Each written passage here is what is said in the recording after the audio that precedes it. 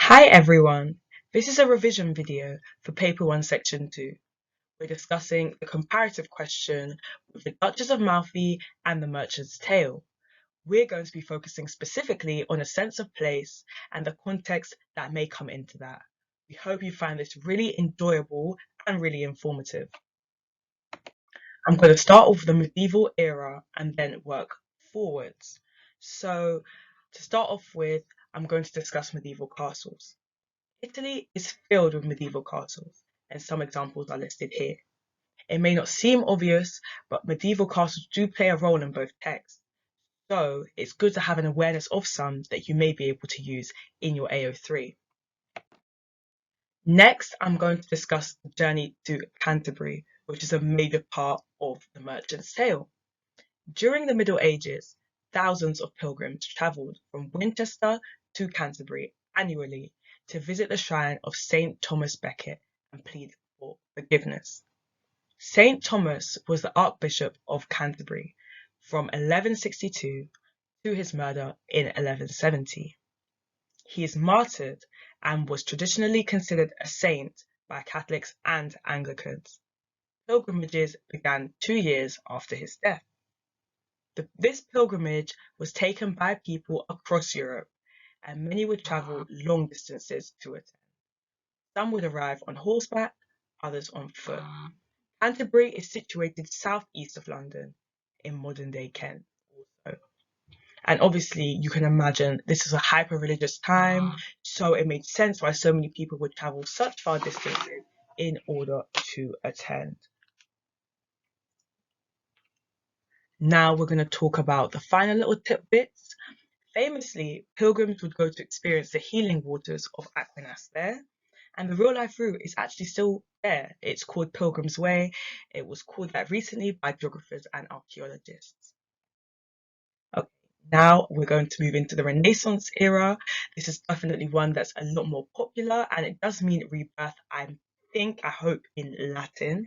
So that obviously is very significant when talking about a revival of ideas and a change in the culture during the time. Renaissance courts were a reflection of families' power and influence, particularly at this time. This was expressed through art and architecture, but also through literature. We can see that through the famous cities like Florence, Milan, Mantua, which do pop up in other texts from around the time and other theatre productions and stuff like that. So if you've studied Romeo and Juliet, you might recognize Mantua, obviously Florence and Milan. And iconic artists include Michelangelo, Da Vinci, Raphael, and writers include Machiavelli. The court was a place of leisure and entertainment. A lot of the aristocracy did engage in that culture because it was such a big part of expressing your rank, which was very, very important. Prisons and asylums. To be honest, Italy doesn't have much of a record for prisons and asylums. However, Webster was most likely inspired by London's old prisons and asylums. For example, Clink Prison, which dates back to 1144. So around the time of Thomas Becket, Saint Thomas Becket actually, he was a saint. But the Duchess of Malfi, of course, entails imprisonment of a young girl, which is similar to what we see in the Bloody Chamber. Jacobean Playhouse and Views of Italy is also a major part of the text. So, drama written and performed during the reign of King James I is referred to as Jacobean. A lot of Elizabethan dramas were a bit more comic, but we found that the Jacobean literature and Jacobean theatre was a lot more harsh and definitely more satirical. We've definitely got this idea of tragedy in Elizabethan theatre, obsession with moral corruption, violence, and revenge. But this gets a lot more cynical and pessimistic in the Jacobean era. This kind of coincides with Queen Elizabeth's death and also the sort of political chaos that ensued afterwards. So there was a less optimistic view of society at the time, and this reflects often through our theatre and our literature. Our prominent playwrights of the time include Shakespeare, Johnson, Webster, of course, Beaumont, Fletcher, and Rowley. Um, it was still a very popular leisure activity during the time to go to the playhouse, which is like similar to a theatre, I guess you would call it in modern day. Um, But obviously, you were seeing more taboo topics coming into play when going to the theatre, so sex, violence, passion, and selfishness. And finally, we're going to talk about gardens, a very big part of the Duchess of Malfi.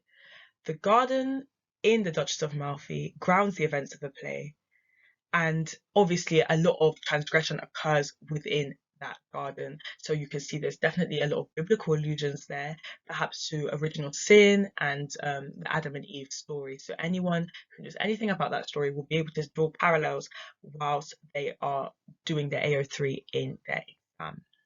The garden in the Merchant's prologue and tale is littered with sin and references to the Bible and nature, as well as promiscuity and fertility. For example, the pear tree represents fertility. And you can definitely bring that in and do contrasts and comparisons when discussing both texts. Okay, it's almost 6 minutes. We hope you really enjoyed that and got a lot into it. Good luck with your exams, and I hope they go very, very well.